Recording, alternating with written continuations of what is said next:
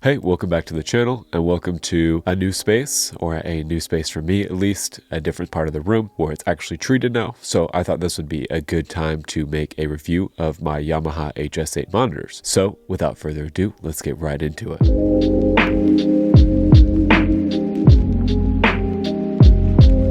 So like I said, I feel now that I have a pretty treated room and that I have been using these monitors for a couple of years now, I can give a full and accurate review of how I feel about them, as well as some information that might hopefully help you choose if you want to purchase these monitors or not. Now for me, when I'm watching a monitor review, specs really don't matter to me. Of course, it's about sound more so, even though these specs do have a direct contribution to how the speakers will sound. I kind of just want to briefly go by the specs on these monitors, and then we'll get into actually how they sound, an audio test, and a couple other things. So for the HS8s, we have a 1-inch tweeter. It's covered by a metal grill, and then we have an 8-inch mid-range woofer made of like a plastic E material. It is ported, and the port is on the back, so your sub is going to be rear firing, so you're going to get a nice thump if you're against the wall, of course, preferably treated. The HS8 is bi-amped, so there's two sources of power, one going to your mid-range and one going to your tweeter. 45 to the tweeter, 75 to the mid-range, 120 watts of total power per speaker. And trust me, these get plenty loud, so you'll never have to worry about that. Now I upgraded to these speakers from the HS7s, and the HS7s were my first pair of studio monitors. I absolutely love those, and I used both of these monitors for a little while I was getting used to the HS8s,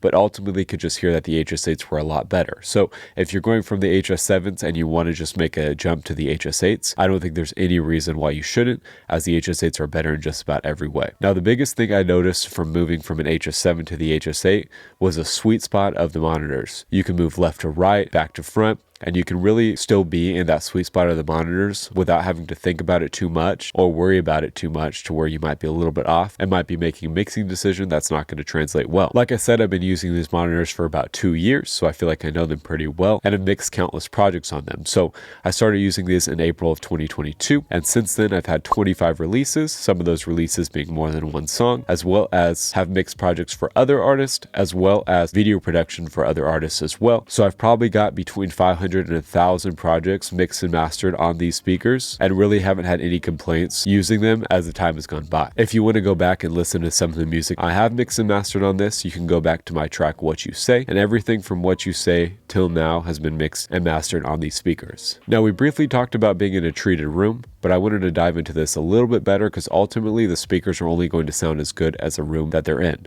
So for here, this room is I think 16 by 20 or thereabouts. I have 8-foot ceilings, and on the walls behind me, as well as the walls where the speaker's rear ports are going to be firing, I have 3.5-inch thick mineral wool panels, as well as some insulation in those panels as well where I ran out of the mineral wool. The room is very dead, albeit maybe not 100% accurate, but pretty well treated, and I'm pretty far away from the back wall, so it shouldn't really be making a huge difference with any reflections or things of the sort. Behind me I have 3 panels along with some cheap foam panels. These are more so just because I had them and I wanted to make use of them.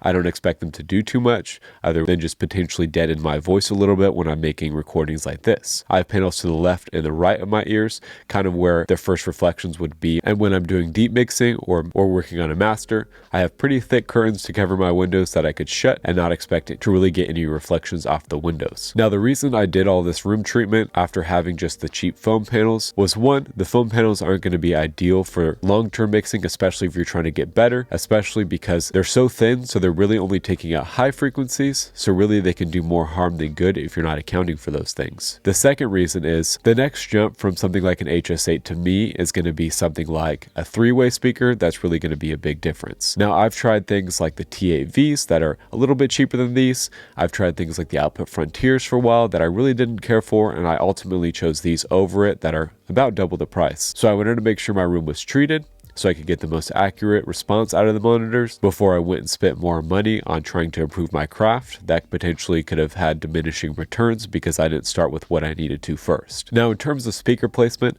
I have the speakers about 5 feet from each other, and they're about 5 feet from my listening position. So I'm trying to get that perfect triangle, and you can really tell when you get it dialed in how big of a difference it makes. If you have a less than ideal speaker placement, or maybe the speakers are closer, or you're closer to the speakers than they are to each other, you can listen to music in that configuration and notice if you actually move it to that triangle pattern that you'll be able to hear things in a mix more clearly. You might be able to hear things that you haven't heard before, and so forth. Now I have my monitors on some cheap monitor stands stands from Sweetwater. I think they're only about $100 a pair, which I guess isn't cheap, but in the realm of monitor stands, they're at the low end. I believe they're isoacoustic monitor stands, and I'll try to link them below if I can find them, but these were rattling a little bit. So what I did was I took some of the sound deadening material from Amazon. This is similar to Dynamap, and I went ahead and I wrapped some of the monitor stands with that to stop any resonances, and here's how that sounds.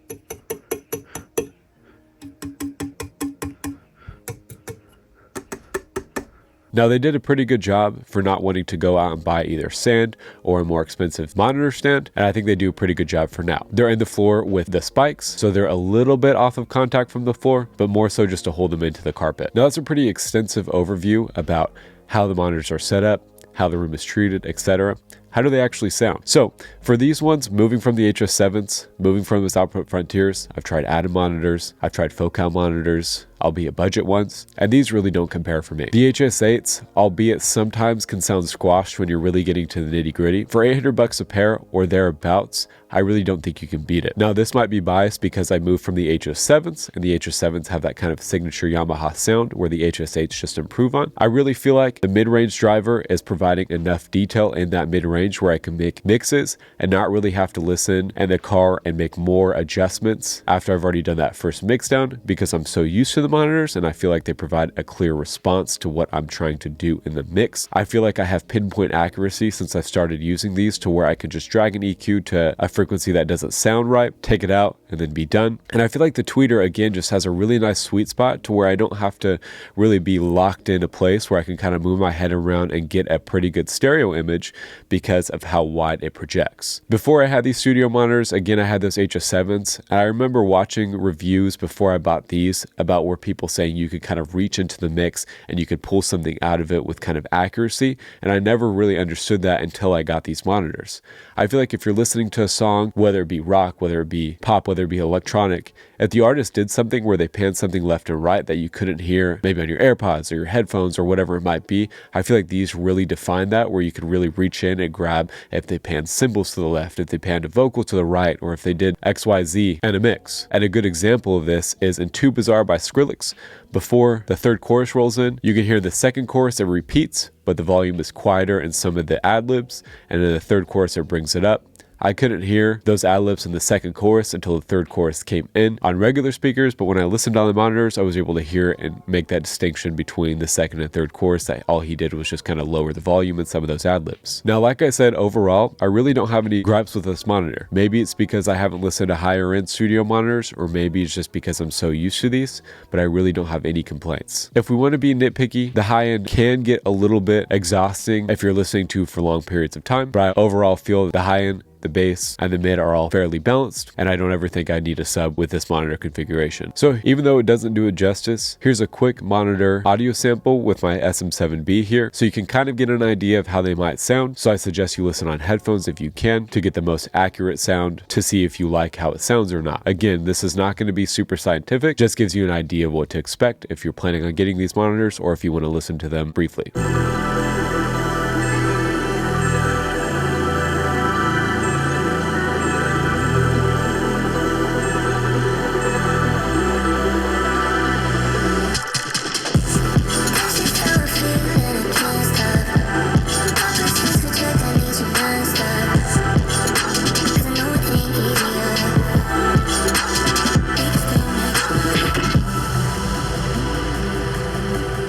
So with all that being said, that's kind of an overview and review of my experience with these monitors, as well as the room that they're in. Hopefully this gives you a pretty good idea of what to expect if you're planning on getting these, or hopefully if you needed some info on these about certain things, I was able to answer in this video. If you have any further questions about the monitors that I didn't answer, make sure you leave them in the comments below and I'll be sure to respond to everything. But with all this being said, thank you for watching the review, and we will see you again in the next video.